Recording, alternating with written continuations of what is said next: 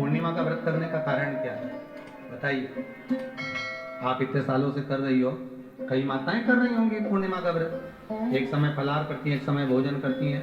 भोजन में खीर का होना जरूरी होता है पूर्णिमा के व्रत में। दूध की सामग्री होना जरूरी होती है पूर्णिमा के व्रत में। 12 महीने की पूर्णिमा करो, मना नहीं है। और पूर्णिमा उठाने का भी समय होता है। चैत्र के महीने की जो पूर्णिमा होती है, चैत्री पूर्णिमा पहली पूर्णिमा मानी जाती है, इसलिए चैत्री पूर्णिमा को सिद्ध पूर्णिमा कहते हैं। कार्य सिद्धात्री पूर्णिमा कहते हैं, सिद्ध करना। मनोरथी पूर्णिमा कहते हैं, मनोरथी पूर्णिमा। इसलिए पूर्णिमा का व्रत कहां से उठाया जाता है?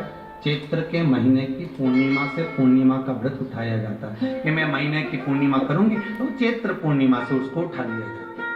पर उसका एक नियम रहता है, आप फलाहार करें अपनी जगह पर है, पर एक समय भोजन कर रहे हैं वो अपनी जगह पर। भोजन के साथ में मीठे के साथ थोड़ा दूध की सामग्री होना जरूरी होती है। और क्यों करते हैं पूर्णिमा का व्रत, किस लिए किया जाता है, क्यों करा जाता है, उसका व्याख्यान वर्णन शिव महापुराण के अंतर्गत स्कंद पुराण में लिखा गया। स्कंद पुराण में वर्णन किया है श्री वेदव्यास जी महाराज ने। कहा ये पूर्णिमा का व्रत इसलिए किया जाता है कि व्यक्ति का जब मन गलत भ्रम में जाने लगता है, मन जब गलत जगह पर जाने लगता है, तो ये मन को गलत जगह पर ले जाने वाला कौन होता है? तो कहा ये चंद्र होगा। व्यक्ति की राशि के अंतर्गत, व्यक्ति की पत्रिका के अंतर्गत, व्यक्ति की ग्रह दशा के अंतर्गत जब चंद्र बेकार चलता है तो व्यक्ति अच्छा करते करते भी बेकार करने लग जाता है। चंद्र डोल रहा। कई माताएं कहती हैं गुरुजी हमारे बेटे को आशीर्वाद दीजिए, बहुत गलत संगत में जा रहा है। मतलब समझ जाना कि चंद्र गड़बड़ जा रहा है। बेटी अगर गलत मार्ग पर जा रही है, बेटी अगर गलत संगत में जा रही है, किसी अन्य व्यक्ति को आकर्षित हो, चंद्र गड़बड़ हो रहा है, उसका चंद्र कहीं जा रहा है। कोई पुरुष, कोई लड़का, कोई गलत मार्ग पर जा रहा है, चंद्र गड़बड़ हो रहा है।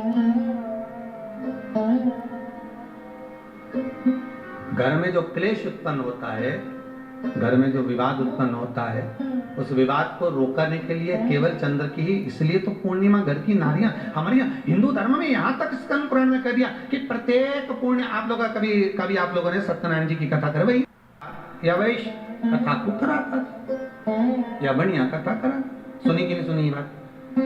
सत्यनारायण भगवान की कथा में लिखा है, स्कंद पुराण के अंतर्गत जो सत्यनारायण भगवान की कथा का स्मरण किया उसमें लिखा है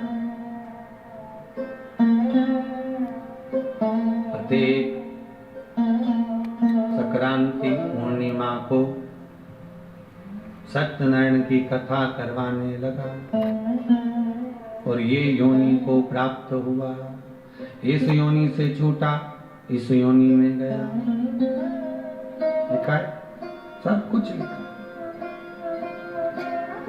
अब उत्ते से समझ जा कि पूर्णिमा को सत्यनारायण की कथा करने का बोला। तो पूर्णिमा को सत्यनारायण की कथा का क्यों बोला? वैसे तो रोज कराओ सत्यनारायण जी की कथा, प्रतिदिन कराओ, मना नहीं है। आप क्या कोई विशेष फंक्शन है आप सत्यनारायण जी की कथा करवा, पर पूर्णिमा संक्रांति को और संक्रांति को पूर्णिमा को सत्यनारायण की कथा का स्मरण क्यों करवाया गया? क्योंकि पूर्णिमा के दिन अगर ये भगवान का व्रत रख लेगी, पूर्णिमा के दिन अगर ये खीर का प्रसाद बना लेगी, थोड़ा सा दूध की कोई सामग्री बना लेगी और भगवान को भोग लगा देगी, भले सत्यनारायण भगवान के भाव से बनाए, भले सत्यनारायण जी के निमित्तार्थ बनाए, पर अगर इसने सत्यनारायण भगवान के निमित्त से बना, पर पूर्णिमा के दिन अगर ये व्रत रखेगी, उपवास रखेगी या कोई सामग्री बनाकर भगवान की पूजन कर लेगी, तो इसके घर में जो अशांति है वो शांति में बदल जाएगी। इसलिए कई घरों में आज भी सत्यनारायण भगवान की पूजन हर पूर्णिमा को करती है। माता किताब लेके बैठ जाती है, तुरंत उन्हें ऑफिस जाना, कहीं काम पे जाना, और तुरंत उसने जल्दी कलश रखा, कलश नहीं भी रखे तो भगवान की पूजन कर रखे, ब्राह्मण देवता को बुला लेगी, ब्राह्मण नहीं आएंगे तो खुद कर लेगी, पर करती जरूर। इतना सा आटा सेक लेगी, पंजेरी बनाई, सीरा बनाई, मिठाई रख दी, कुछ भी करेगी, पर सत्यनारायण की कथा कर दी। उसका मन लग गया उसमें, मतलब पूर्णिमा को करना है। उसको करने से क्या होता है? शांति रहे, शीतलता है। जिसके घर में हर महीने की पूर्णिमा को खीर बनती है। ध्यान दीजिएगा, बहुत सुंदर संवाद चल रहा है, बहुत ध्यान देने वाली बात है। प्रत्येक महीने की पूर्णिमा को जिसके घर में दूध की सामग्री बनती हो, दूध की सामग्री तैयार होती हो, खीर प्रसाद तैयार होता हो, उसके घर में कभी क्लेश नहीं हो सकता। चाहे सास बहू एक दूसरे के सामने होता है ना, वो सांप और नेवले की लड़ाई क्यों ना, फिर भी शांति हो जाती है। पर प्रत्येक महीने की पूर्णिमा होना चाहिए। ये नहीं कि तुमने एक महीने की पूर्णिमा पे बना लिया और दूसरे महीने की पूर्णिमा को गायब कर दिया। फिर किसी ने कह दिया आज चूरमा तो बन रहा है, दाल बाटी तो बन रही है चूरमे के साथ में, लड्डू बन रहा है, तो काय को खीर बना रही हो? तो तुमने अब वो खीर प्रसाद। महापुराण की कथा कहती है, महाराज पूर्णिमा का जो चंद्र है वो विशाल का है, और उस चंद्र की पूर्णता में हमारी अभिलाषाएं भी पूर्ण हो।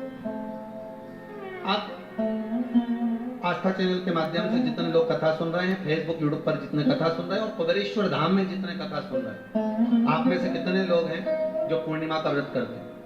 जो माताएं करती हो जरा हाथ उठाइए। पूर्णिमा का व्रत जो करते हो ना आप लोग, करती हो। अब पूर्णिमा के व्रत में आपने कई बार किताब पढ़ी होगी पूर्णिमा की, या आपने व्रत किया होगा, या पूर्णिमा का व्रत आप धारण करे होगे, तो उसमें पूजन कौन से भगवान की होगी? पूर्णिमा के व्रत में किस भगवान की पूजन होती है? तो कहा पूर्णिमा के व्रत में केले के खंभ लगाकर पूर्णिमा का जो ध्यापन होता है, पूर्णिमा की जो पूजन होती है, उस पूजन में शंकर और पार्वती की पूजन होती है, शिव और नारायण की पूजन करी जाती है, शंकर और पार्वती का स्मरण किया जाता है। किसकी पूजन होती है? शिव पार्वती।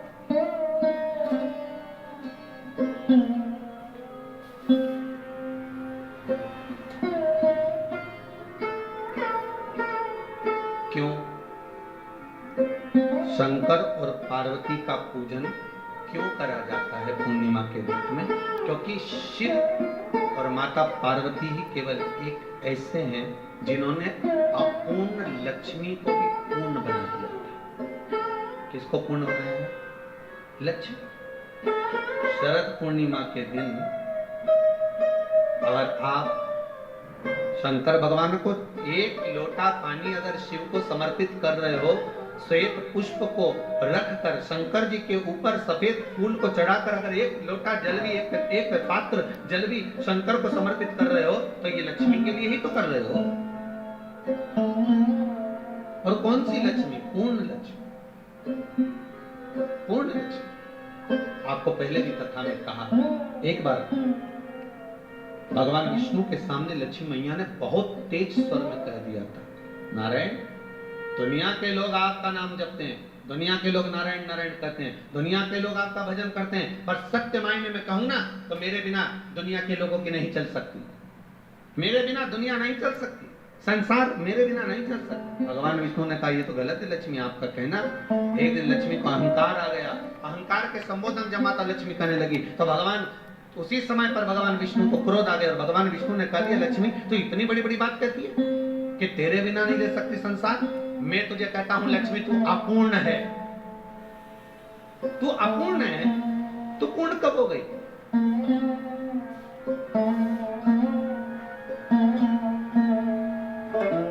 तेरी पूर्णता कहां हो गई? लक्ष्मी की आंख से आंसू बहने लगे, आज आपने मुझे अपूर्ण कहा। आपको मालूम है आप मुझे अपूर्ण कह रहे हो? आपको ये ज्ञात हो रहा है आप मुझे अपूर्ण कर रहे हो? भगवान कहते हैं हाँ लक्ष्मी मैंने तुझे अपूर्ण कहा। अपूर्णता का मतलब आप जानते हो ना? भगवान कहते हैं लक्ष्मी मैं सब जानता हूँ। लक्ष्मी रोती हुई माता सरस्वती के पास पहुंच गई। सरस्वती ने पूछा क्या बात है लक्ष्मी, क्यों रो रही हो? लक्ष्मी जी ने कहा क्या बताऊं सखी, मेरे पति ने आज मुझे अपूर्ण कर दिया।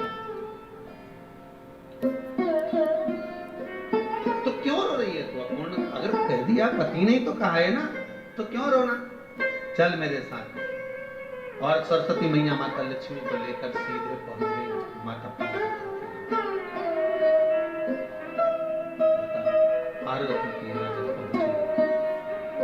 माता पार्वती ने लक्ष्मी जी को देखा और सरस्वती को देखा तो पूछा कि बात क्या हो गया ऐसा? ऐसा जो तुम दोनों आज मेरे पास में आई? क्या हुआ?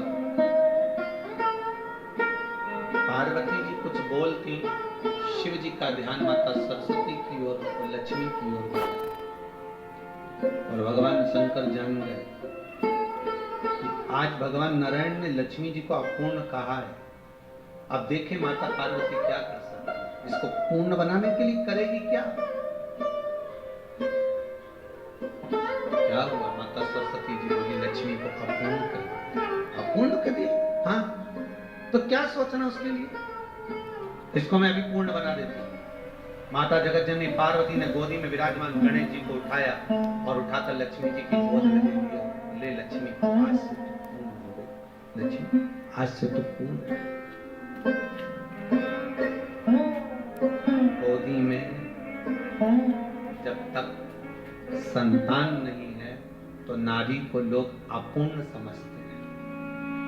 पर माता पार्वती जी ने संपूर्ण ब्रह्मांड में एक सिद्धता प्रदान कर दी कि अपने गोदी के लाल को, अपने गोदी के पुत्र को माता ने लक्ष्मी की गोद में देकर लक्ष्मी को पूर्ण बना।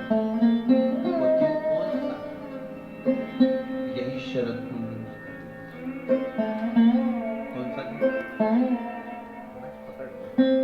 यही शरद पूर्णिमा का दिन। शरद पूर्णिमा का दिन लक्ष्मी को पूर्ण करने का